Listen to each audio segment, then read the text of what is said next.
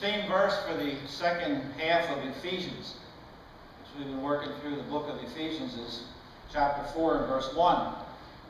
And it says there, "As a prisoner of the Lord, then I urge you to walk, to live a life worthy of the calling that you have received."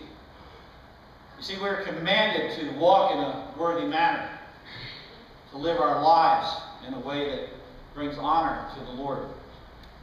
In the second half of Ephesians, Paul describes in great detail 4 different walks that we must walk in our lives to live in a manner worthy of the Lord. A couple of weeks ago, I talked about Paul exhorting us to walk in unity. To walk in unity is to walk in a manner worthy of the calling that we have received. And that's only possible to do by becoming more like Jesus Christ himself. If we are like him, then there will be greater unity. And as we serve the King, we won't have time to criticize his subjects about what they are or not doing. And if we're all committed to personal service, then the whole body is joined and held together, and it grows, and it builds itself up in love. And each of us needs to do our own part. And then in Ephesians chapter 4, verses 17 to 5:20, Paul exhorts us to walk in purity.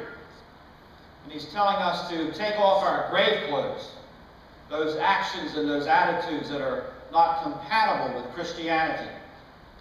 And then we need to put on clothes, which is the character of Jesus Christ, which we talked about.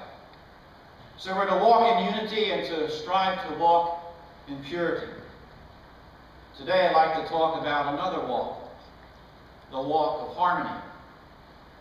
Harmony is defined in the dictionary this way: a tuneful sound, the combination of the simultaneous musical notes in a chord, a pleasing arrangement of parts, a chord, internal, calm, tranquility. Here's my definition. Harmony is when things are running smooth, when they are working in the way they're supposed to work. And in Ephesians chapter 5, verses 21 to 6-9, Paul exhorts us to walk in harmony. And he talks about 2 areas of our life where we need to ensure that harmony reigns. First of all, it's in the home, and then it's in the workplace. But there's a third place where harmony needs to abound.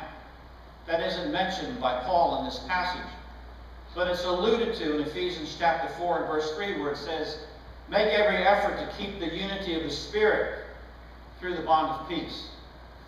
The place where harmony needs to prevail is in the church. There is to be harmony in the Lord's church. And today that is what I want to talk about. What is it that will lead to harmony in the church, or unity? There will be unity in the church when each one of us is devoted to a Christ-like behavior. We are to be humble and gentle and patient, bearing with one another in love. And when we are more like Jesus, there will be harmony. But though this is true, and it's a good key to harmony, it has one basic flaw to it. We are not like Jesus. We do not always clothe ourselves with his character, or his actions, or his attitudes, or his motives. And this leads to problems with unity. Because at any time imperfect people try to walk together, there's going to be disagreements over opinions and disagreements over personality. The second key to ensure that we have harmony in the church is to know what we are to do when there is a problem with harmony. To know what to do when we Christians disagree. What we're to do is to be different than what the world is. The world gets mad. The world gets angry, withdraws. It breaks off all lines of communications, and it widens the gap, and it breaks off the hope of reconciliation. So what do we do when Christians disagree? For disunity or disharmony is nothing new to the church. And there has always been problems of disunity among God's people. I'm trying to think that maybe way back in 1750-some when the church started, they might have had some disagreements about where the church was to go, what it was to do. That usually happens if you look back at the history of the church. Remember Cain and Abel? Remember Joseph and his brothers? Jacob and Esau? Remember when there were civil wars? Almost every church in the New Testament had problems with unity. The Corinthians were divided over human leaders, and they were suing each other. Church in Galatia were biting and devouring each other, destroying each other. The church at Philippi, Paul pleads with two women to agree to each other in the Lord. And in Romans we find that the foundational theme for the entire letter centers on Paul urging the Jewish and the Gentile Christians in Rome to accept one another, to stop their fighting, because there's no distinction between the Jew and the Gentile. We are all Christians in the name of God. So it should not surprise you that there is a great deal of history among Christians of disagreements. And the church today, and yes, even our church, needs to constantly fight and to be on guard against the problem of disharmony. I'm not talking about major doctrinal issues, but the disunity that results in the simple fact that people sometimes just can't get along. And because sometimes people make matters of opinion a test of fellowship. And that's why I want to take a look at this walk of harmony. And to do that, I want us to look at the book of Romans in chapter 14 and chapter 15. Because here we're given 7 principles about what is needed to do when the Christians disagree. The first thing we need to do is to understand the problem. In Romans chapter 14:1 and 15:1 it says this: "Accept him whose faith is weak, without passing judgment on disputable matters. We who are strong ought to bear with the failings of the weak, and not to please ourselves. Each of us should please his neighbor for his good, to build him up." In chapter 14, Paul is teaching about broken fellowship in the church. The Jewish and the Gentile Christians were not getting along. They came from different places and backgrounds. And when they had a meal together, there were some who would not eat meat, and they'd only eat the vegetables. They felt eating meat that was sacrificed to an idol meant that they were worshiping that particular idol. Others ate every piece of meat they could get their hands on.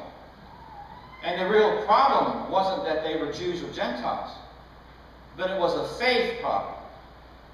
There were some Christians who had a strong faith, and others whose faith was weak. They weren't all on the same spiritual level. Well, it's the same today. We here are not all on the same spiritual level. And we all here don't have the same kind of faith. Egypt Community Church is no exception. Within this body of believers, there are many different levels of spiritual maturity. And because we have people who are at a different level, this many times leads to disagreements. And when Christians disagree, we need to understand the problem. When we can't get along, and we bicker, and we fight, and we bite, we have to understand in most cases the problem is a weak faith on someone's part. And when Christians disagree, we need to understand the problem. When Christians in the church can't get along, when they are constantly at each other's throats, when they bicker and they fight and they slap and they bite, we need to understand that in most cases the problem is a weak faith on someone's part.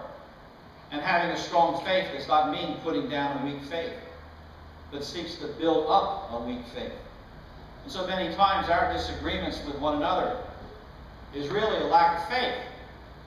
Not a lack of knowledge or head faith, but a lack of living out that knowledge in a tangible way. Secondly, we need to realize our position. In Romans 14:1 and verse 4, 9 to 10, it says, "Accept him whose faith is weak, without passing judgment on disputable matters. Who are you to judge someone else's servant? To his own master he stands or falls, and he will stand, for the Lord is able to make him stand. For this very reason, Christ died and returned to life, so that he might be the Lord of both the dead and of the living. You then, why do you judge your brother? Or why do you look down on your brother? For we will all stand before God's judgment seat. You see, we need to remember that Paul is talking about areas where there is not to divide a command. God did not say you have to eat meat, nor did God say you cannot eat meat. So what we have to hear are areas of opinions. And in areas of opinions, we need to realize our position. The person with the stronger faith is not to look down upon a person of weaker faith, that they are somehow so much more spiritual. And the weaker person of faith is not to judge the stronger person of faith. Why? Because the stronger person is God's servant. And because in this matter he will be able to stand before God uncondemned, because God has made all things acceptable for eating. And then also in a like manner, the stronger person is not to judge the weaker, because the weaker person is God's servant and is acting on their present level of faith. And we're not to judge our brothers and sisters in matters of opinion.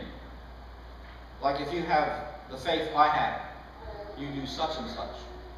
We're not to judge those weak in the faith, but we're to accept them whose faith is weak. And third, we need to embrace the principles. In Romans 14, in verses 5 to 8, and verses 20 and 22, it says, "A man considers one day more sacred than another. Another man considers every day alike. Each one should be fully convinced in his own mind. He who regards one day as special does